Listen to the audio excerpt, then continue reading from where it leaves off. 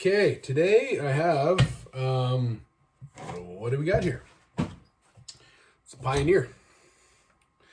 This is a saw off my shelf that I've had for a few years now. I picked it up. I was lucky, got it on a really good price. It wasn't running. It was a local guy who had it in his collection. Could never get it to run. Came with a big 36 or 32. I think it's 36-inch bar and chain. Bought it, picked up for a good price. Did some troubleshooting on it. Sure enough, there was a problem with the STC carb. Somebody had been into it at some point. I don't know when. And they had taken it. What was it again? I think they drilled into the Welch plug and they damaged the check valve. And for some unknown reason, they decided to just put the Welch plug back in and cover it up. And then, of course, the saw would never run again.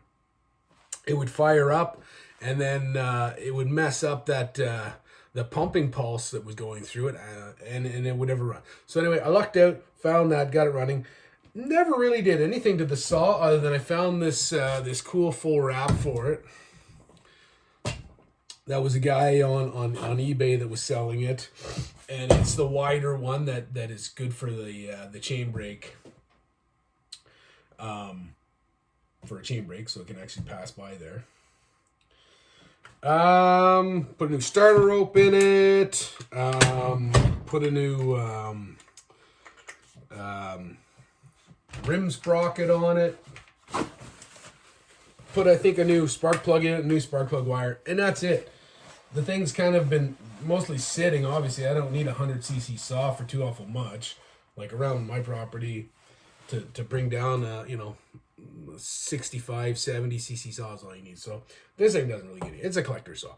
So, basically it's been used twice, and that's it. So it does a lot of sitting. So I'm in between big projects. I don't feel like taking on any big projects at the moment because I'm still kind of collecting some parts for some stuff I got going on. So I got looking on my shelf, and sure enough, this P60. I was looking at it and said, you know what? I've never actually done the crankshaft seals on it. So that's what we're going to do today is replace the crankshaft seals. I bought a few years ago a gasket kit. And it has a set of NOS seals in it. Also got we've got a set of bearings that's going to be for P50. I got a P50. It's like mint condition, but the crankshaft's really wobbly on it, which surprises me because the saw clearly didn't see much use. So I don't know what the deal is with that. Maybe they were known. I've got some reeds. That one's cracked. I replaced it. It might have actually been for this one. I can't remember now, or maybe another one. This one here, ooh, that's as good as, that's worth its weight in gold. That's an NOS reed block with no cracks in it.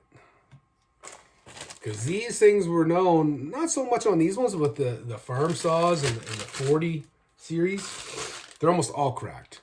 And if they're cracked bad enough, they'll have air leaks. So I bought two gasket kits. It's P50 and P60. And it comes with a set of oil seals. So we're going to use, take that out for now. Put in the bearings again. Put in the reed block. And what else they got? A decal kit here for a P50, I think, from Sugar Creek. If you're looking for decals and supplies, these guys here, they are by far the go-to. Yeah, it was for P50. But I never redid. I had a P50 that I bought originally a number of years ago. Boy, there must have been some moisture in here. It's kind of sticking a little bit. A number of years ago, I acquired a P50 and it was a wreck. It was one of the older style. And man, I bought it from a guy who was selling it for a good price, and I didn't really care at the time. Figured, well, whatever, I'll buy it and fix it up. What a piece of crap. Turned out to be a really, really good saw once I got all the stuff that it needed. Took I don't know, a couple of years to acquire the parts and then put it together. But man, that saw ran really good. But it looked like dirt. You know, all the paint was off of it. And then sure enough, I acquired, this whatever. There's another P50. I'll take you closer to it. It's pretty nice. We're looking at this other P50 here. And that thing it's just a beauty, really. Chain brake on it, so it's a later model. But it's got a wobbly crankshaft, so I gotta either just leave it as is, which would probably be the best thing to do, because to go into this and do the bearings, you've got to completely disassemble, split the case, and redo the whole thing. It's a big project, so I'm not in any big hurry to do it. So someday I will. Anyway. Back onto this, P60. I get sidetracked really easily, eh? We're going to redo the crankshaft seals on it. And that's it. Bearings are all good on it. So, obviously, the first thing you got to do is get the covers off of it. Don't really need to take off the air cleaner cover. Actually, you don't need to at all. And I'm not going to bother. Just take that part off just to get it out of the way. Get the covers off, and then you got to get the clutch off. And the always popular flywheel. And the flywheels on these Pioneer, oh my God, I don't know what it is with them, but they are a crazy tight fit. Unbelievable. So, to get the clutch off, it's splined, but you got to get this nut off. And if I remember correctly, it's a lefty tighty, righty loosey. So the opposite. Reverse threads on the Pioneer. So let's keep that in mind when we go to take that off, that we don't turn it the wrong way. Where'd that socket go? Okay, so what I do is I block the piston with a piece of rope. So we got to get the spark plug out.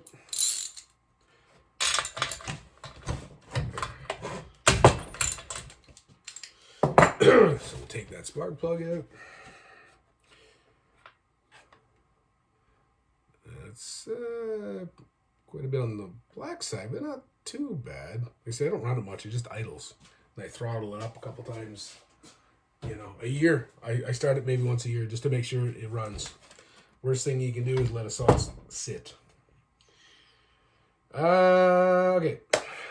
Now, if I remember correctly, it's going to be this way, turning it the opposite way that you would normally. So we want this thing, the piston, when you're doing this, you want to make sure that the piston is going to be coming up on, the upstroke, but just before it hits top dead center, and you want to make sure it's past the ring. So you could take the muffler off and do that. I'm not going to bother.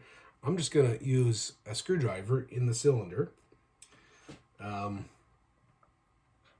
to feel lightly. You don't have to jam it in there because you scratch something. So you can just kind of rest it on the top of the piston and you can follow the travel. There's top dead center. Just back a little bit. That's it. Piece of rope.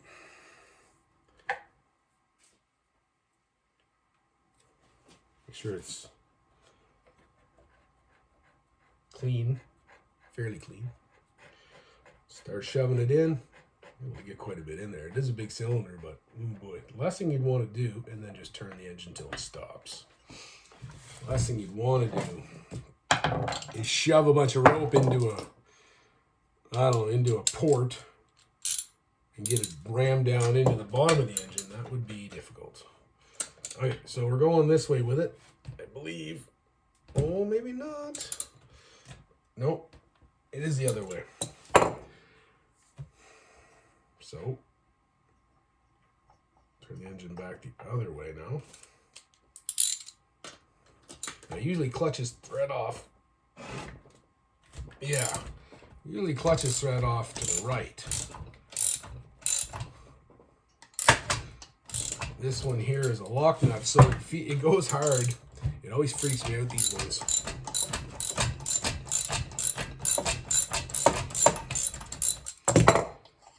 Get that nut off.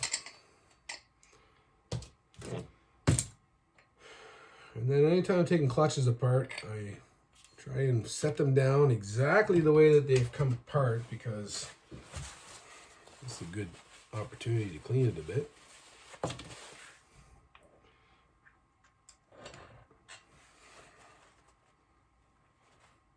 That thing looks like it got hot. Huh. It's a thrust washer there. There's an inner and an outer thrust washer. Good time to hit that with some brake clean. Get the grease off it. One thing, if you grease the needle bearings, sometimes it'll get into the clutch, and greasing the clutch isn't exactly what you're looking for.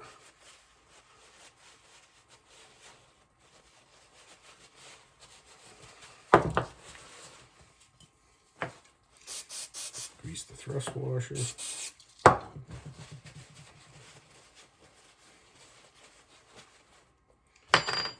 Might as well clean the drum too. Huh? Good idea, right? Good time to inspect everything, and you know, it's still in good shape. It's, like I said, this thing really hasn't had much. It hasn't had much use. Put that back in. Put the clutch back in. Put that back on, and then I'm gonna sit it on the shelf.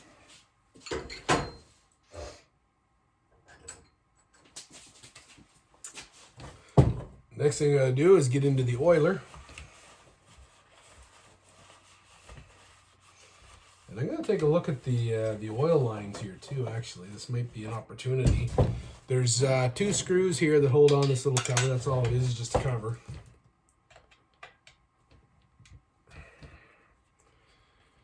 Take off those.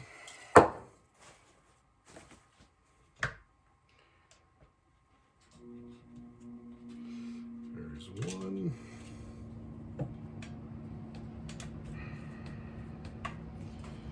There's 2.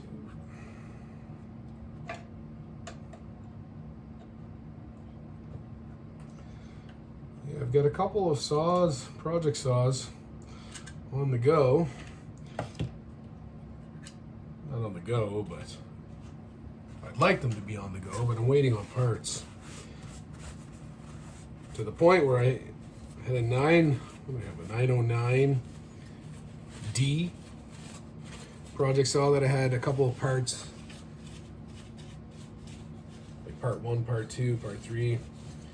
That one's going to be a while before it gets updated, because I'm really having some problems getting parts for that. All right, so that's going over here.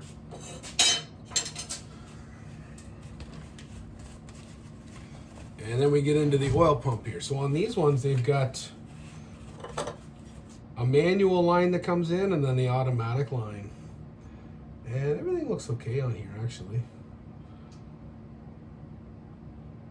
It's got a little twist tie on there. I don't know if that means it's been off before. I feel like that's probably what that means. I might replace these lines, actually, while I get it off. Maybe. If I have some lines that are of decent quality that'll fit on there without too much problem. I find sometimes Tygon, it's weird. I always thought Tygon would last really long, but it actually gets, it does get hard. Which way is that twist? Like that, there we go.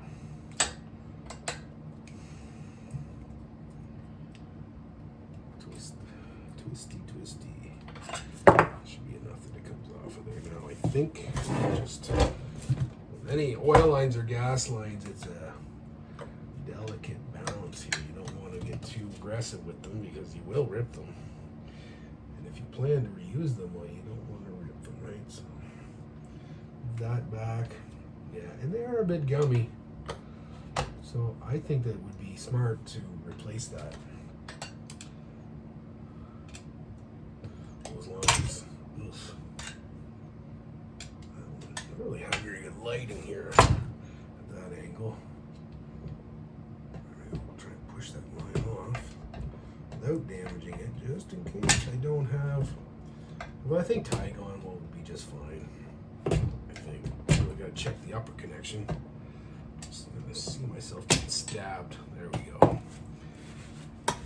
Okay. The oil lines are disconnected. The next thing is to get that screw out of the oiler. There's a screw in there, in the top.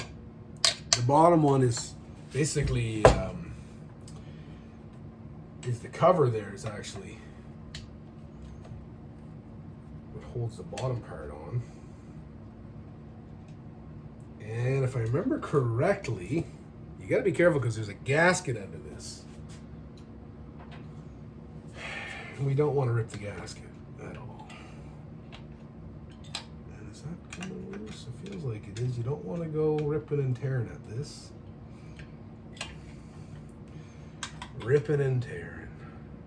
Reminds me of a YouTube video. Those that know. Unfortunately, I have seen it before, and you can't unsee that video. Ripping and tearing. Hito Rick.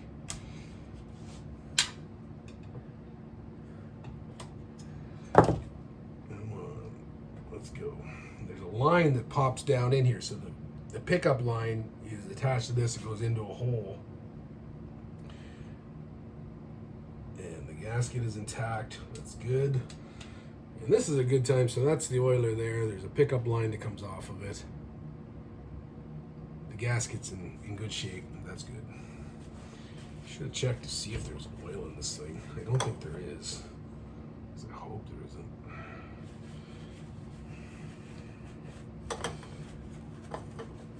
And then the hard part about all this, if you want to call it a hard part, is getting this worm gear off. And all these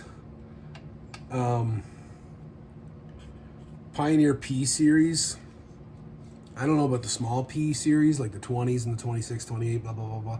But the P40s, P50s, P60s, probably the big Poolins, they're all the same. They have this, like a fiber or plastic worm gear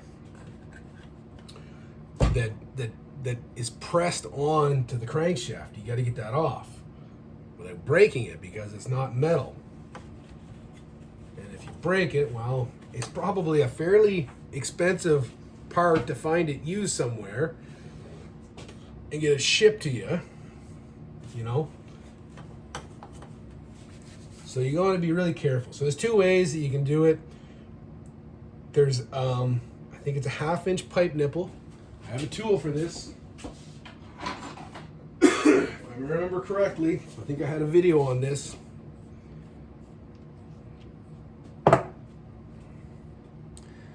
That thing there, I believe, will thread right onto it. Yeah. So that'll thread on, and then you can use a jaw puller to extract it that way.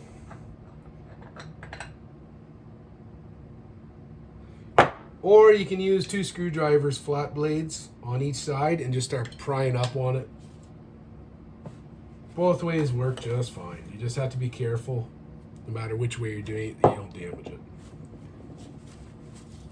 All right, I'm gonna go up and blow the saw off. I don't really want all this sawdust and crap getting into the crankcase when I pull the oil seal out, so that's what we're gonna do. Put it on pause for a minute. Be back. All right, we're back. We got most of that grime cleaned off. Do I have some Q-tips? Because sometimes they're good for, yeah. For once you get the seal off and out of there. Okay. So, as I was saying before I went up to go blow this thing off, there's a couple different ways you can go about this. First way, 2 screwdrivers, underside of it, and just start prying it up. That works. I've done it before. Gotta be careful not to scratch the crankshaft, obviously.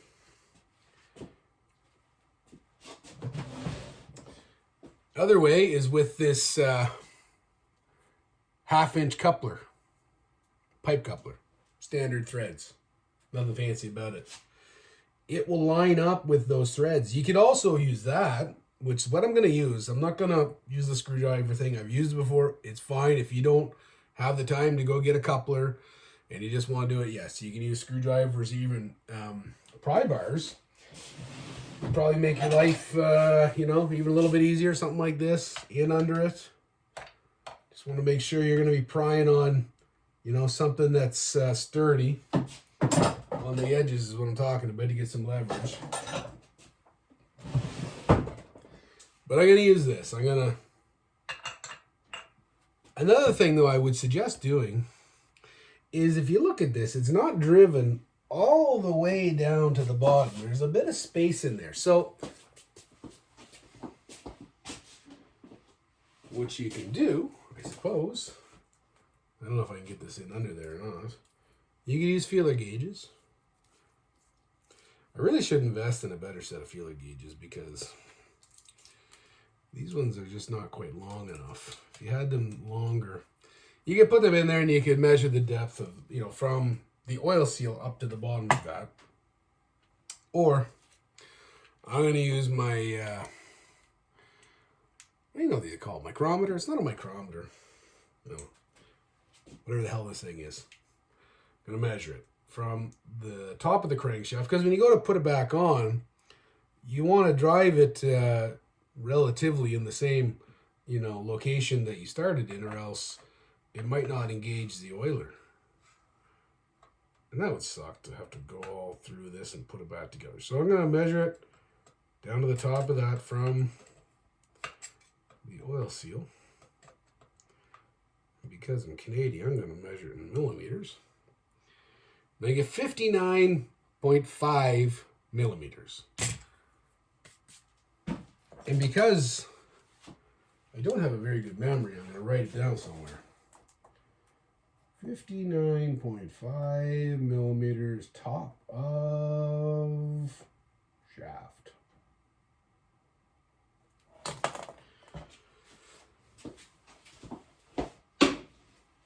And then I'm going to pull it off. Take this and hopefully I'm going to engage the threads. Try and put it down in here.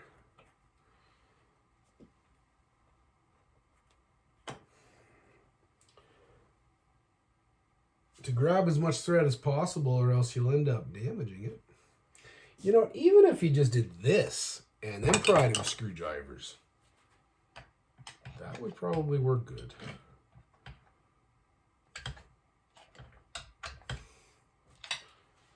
Yeah, because that moved it already, although, it moved it down straight. And then I'm going to use the 3-jaw puller. I'm just going to do it. This thing's a bit of a pain to get it lined up, but I think it's the safest route to do. I think it's the safest method. Because then you'll actually pull it straight. But it is a bit of finagling to get it to work. Am I going to be able to get this to work? I may not actually be able to get the teeth in under, or the jaws in under it. And I'm not really able to get the teeth in under it. That tells me I got to open it up a little bit. So I need a little more space. I don't want a lot more space, but I need a little more space so I can actually get this thing in under that pipe coupler.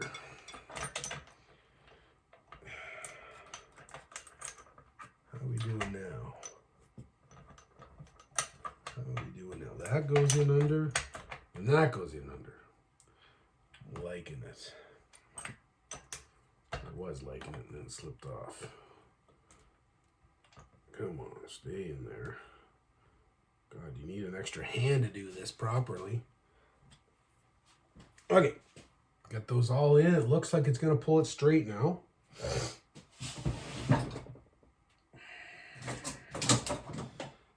Come on, where's my adjustable wrench? Is that big enough? No, not big. So we're going to go slow with this because it's not on there that tight. You don't have to go crazy with it. So we're going to go slow with it. I want to know if I'm having a problem here. And it is pulling it up straight, right? Yeah.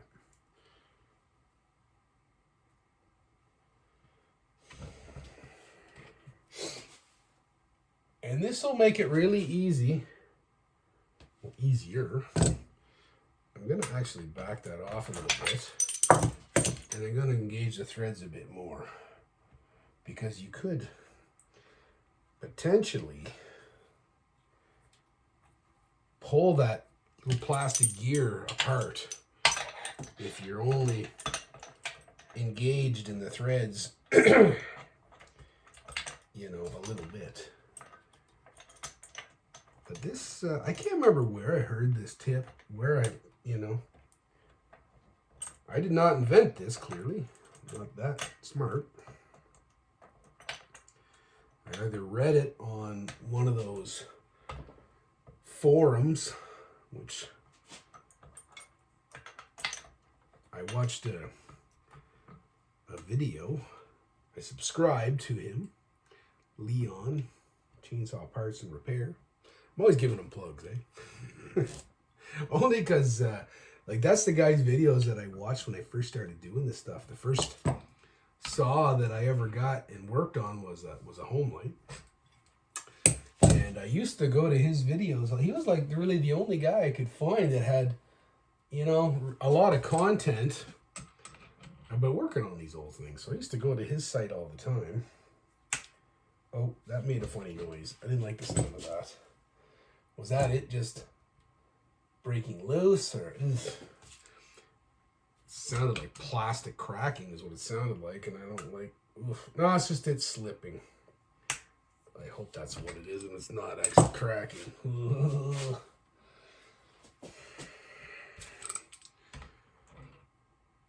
Because at one time I had a lot of Pioneer farm saw and P41 parts, but I do not have that many of those parts anymore.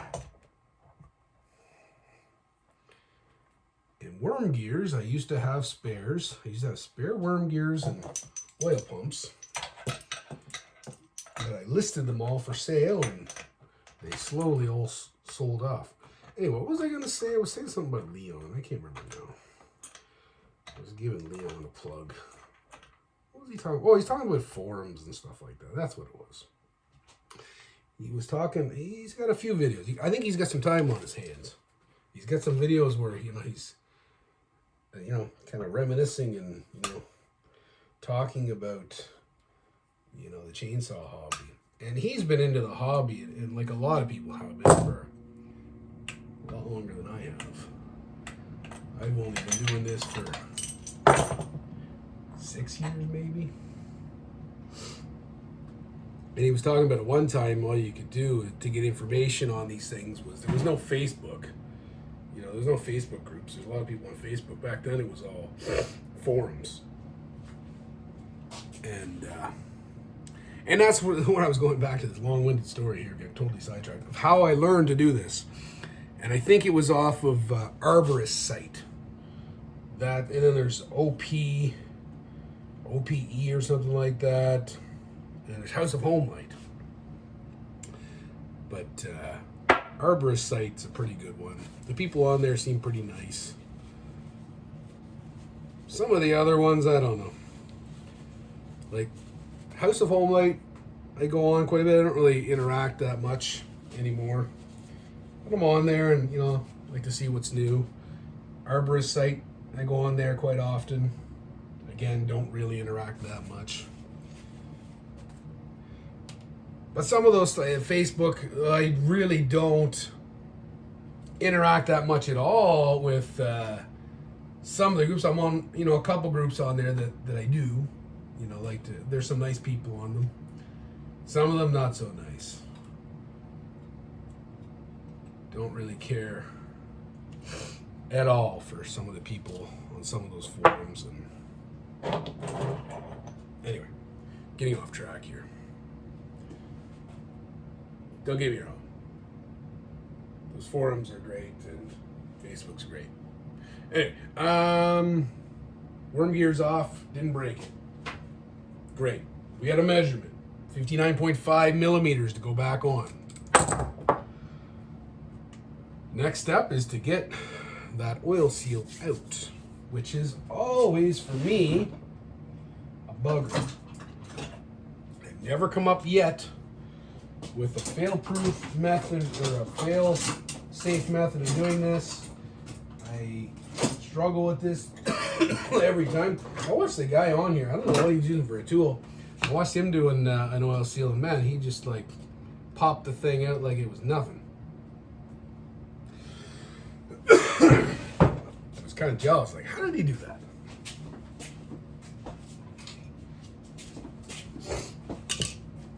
Be a good time to put in my modest disclaimer. I'm not an expert on this. Just showing you how I'm doing it right now. You can do it better way, awesome. Tell me how. I want to know. If you've never done it, this is how you can do it. Okay, so I use a little pokey thing like this. You see it? These little pokey guys. And I try and get into the center of the oil seal. Start making a hole. And these oil seals, whew, it's pretty hard actually. So maybe I get myself a little ball peen hammer, start tapping it in to make a hole. And I want to stay away from the crankshaft. It's walking down towards it, and I don't want to get into it at all. I want to stay in the middle here. I don't want to hit the casing, and I don't want to hit the crankshaft. Scratch it up. That's just not what you want to do. And it wants to walk over in here because it's rubber, it's softer on the inside here. So maybe what I'll do here.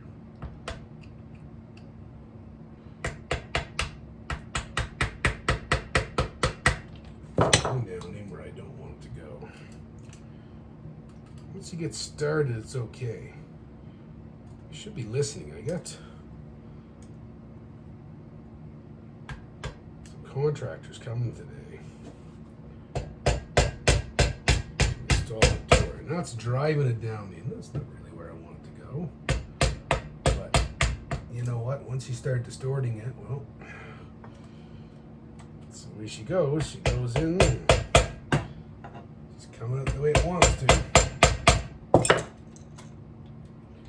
There we go. She's starting to come out for us. Again, I'm not swinging for the fences here. I'm just trying to get it out without damaging the case, which I'm starting to hit that side of the case there a bit. Oh boy. Really, you know what? This is one of those jobs that I've never enjoyed doing. Ever. Always found it challenging. Always trying to do as little damage as possible. But it is literally. And then I got, you know, this little screwdriver. Sometimes it helps. Sometimes it doesn't. And then I start tapping that into the hole. Being careful not to hit the crankshaft with it. And then start prying up. But I want to be careful not to nick the paint too much. I gotta find something for leverage. What are we gonna use for leverage? I mean, I could rip it right out right now. There's no question. I could easily rip it out, but I don't want to go crazy here. Find something soft, yet slightly rigid, like this. The handle of these pliers would probably work pretty good if I can get it to not move. Bam! That worked. So she's out. So the old seal's out. And the problem with, you know, getting them out like this is you can no longer measure them. That's the downside of this. Oh boy. Okay. We're going to drive the seal in now. So for this job, it's fairly straightforward. it's a seal that gets driven in flush, and these ones are the easiest ones. I use just a washer and a nipple and a cap, pipe nipple, 3/4 inch by what is it, 4 inch or something like that. Yeah, 4.5, 3/4 by 4.5. A little bit of grease, just to make life a little bit easier. So I put it on the inside of the lip. I also put it on around the garter spring.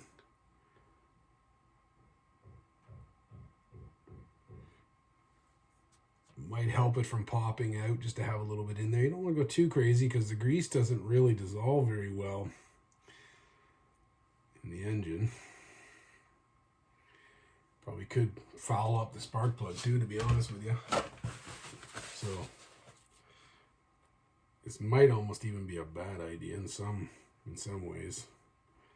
So we don't get too carried away with this. The other thing we need is a piece of beer can.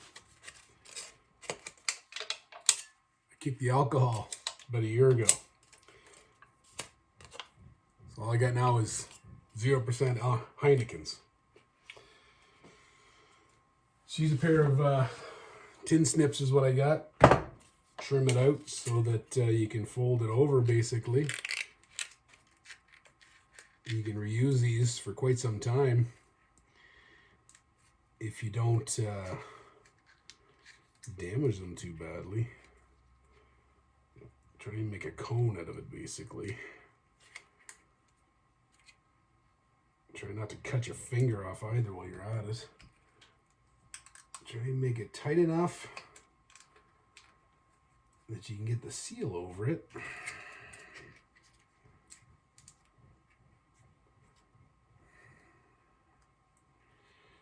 I think that's what I'm going to do right from the start, is put the seal on it. Put that down over there and then work that down. And like so. You've got a little cone that helps the inside smoothly slide down over. There's always little changes in diameter to the crankshaft. And it steps up, and it's usually like a 90. It's not like a nice easy transition. So to help that lip go down all the way in as far as it needs to go, these little cones help. And then a washer that's you know, the same size roughly as the seal itself. And then we're just basically going to drive this thing. And it looks like it's a little bit crooked in there, and I don't want to start off crooked. So we're going for it all. You want to start out straight, like that right there is crooked. If you start going in too crooked, they'll bind up, and then you're pulling it out.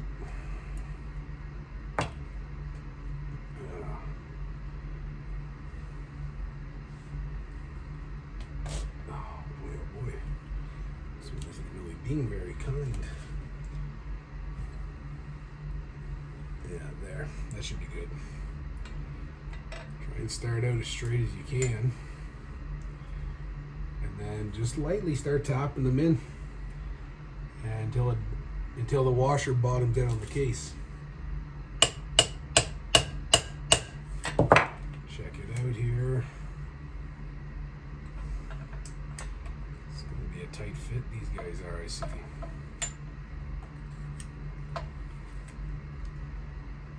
These guys are a very tight fit.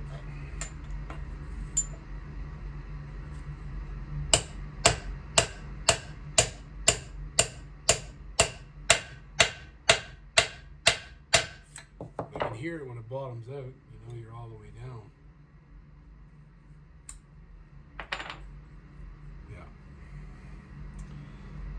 Good. She's all the way down.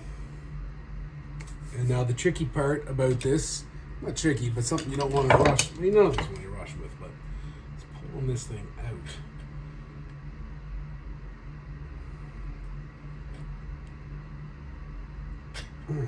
Because you don't want to go jerking with it, because it is fairly sharp edges on it. This is the part that I don't really like about this particular process is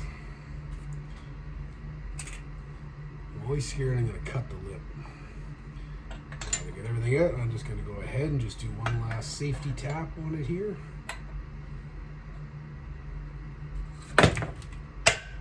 That's it. She's on. Voila. What else? I don't know why I put this Western sticker on this saw. I think I don't know, it's kind of, at the time I thought it looked cool. I was getting, some stickers and stuff like that, but it's not truly a Western style saw. Close, but not quite. It would have to have full wrap. There's a few other things. The muffler would be different. The spikes for sure, that's West Coast style spikes. But there's a few other things, yeah. I think there was some writing, I think, on the frame here that I was covering up. I might take the stickers off because they look kind of cheesy. Okay. Now it's a matter of putting everything back together, and we're going to flip over and do the flywheel side. We'll do that next. That one's probably going to be fun. The hard part about that is just getting the darn... getting the flywheel off. You know what? Actually, while we're still here, I'm going to go ahead and I'm going to install the worm gear again. You probably could use a washer on this, but I don't want to because you could break it off. So I'm going to use this again. Just thread it in by hand. I bet you I could almost push it on by hand. Not quite, but close. Not quite. And then to drive it on, you can just put the pipe nipple and cap onto it.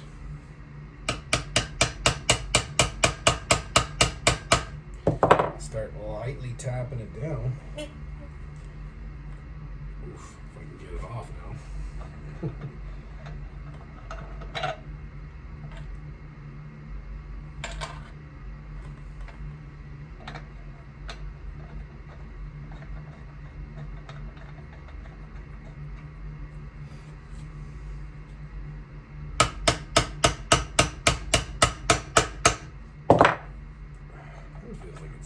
Hitting the crankshaft. Is it hitting the crankshaft? I hope it's not. But it feels like it is. I think it actually is. So maybe I'll do this one on the outside of it.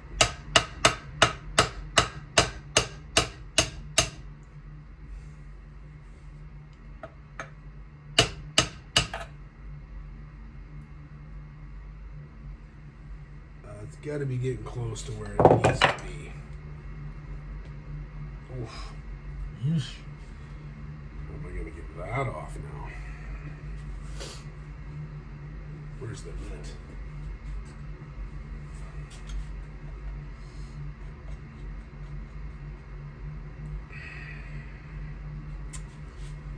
That and the socket. And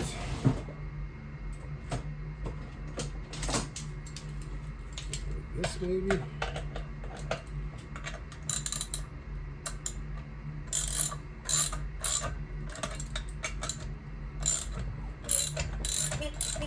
we go. Just to kind of break that. Of course, now we'll be able to get it off.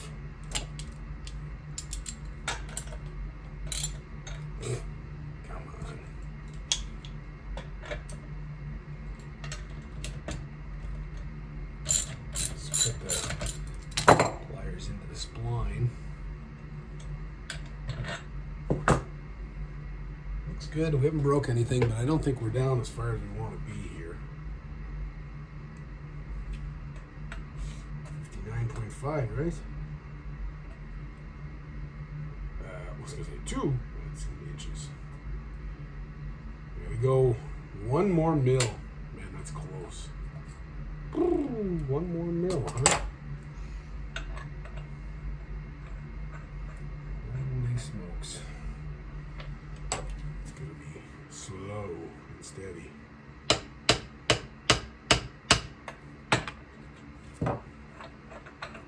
Taps. Check it.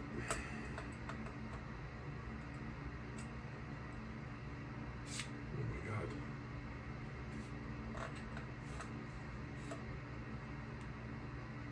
$59.7. It's gonna have to do it. Should I lift it up again a little bit?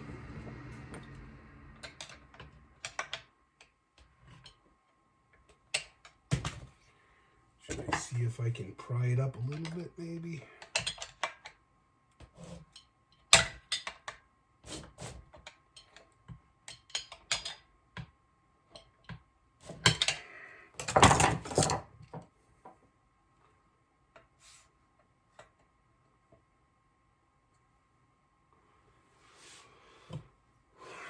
Well,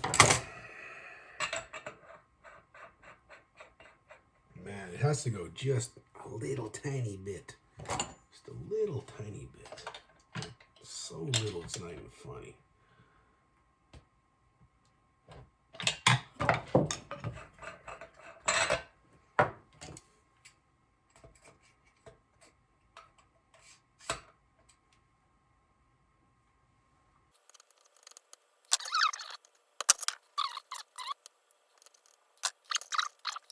This is stupid.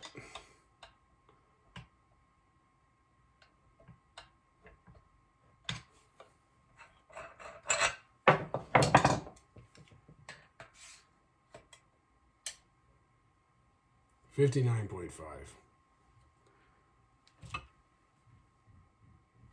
Works for me.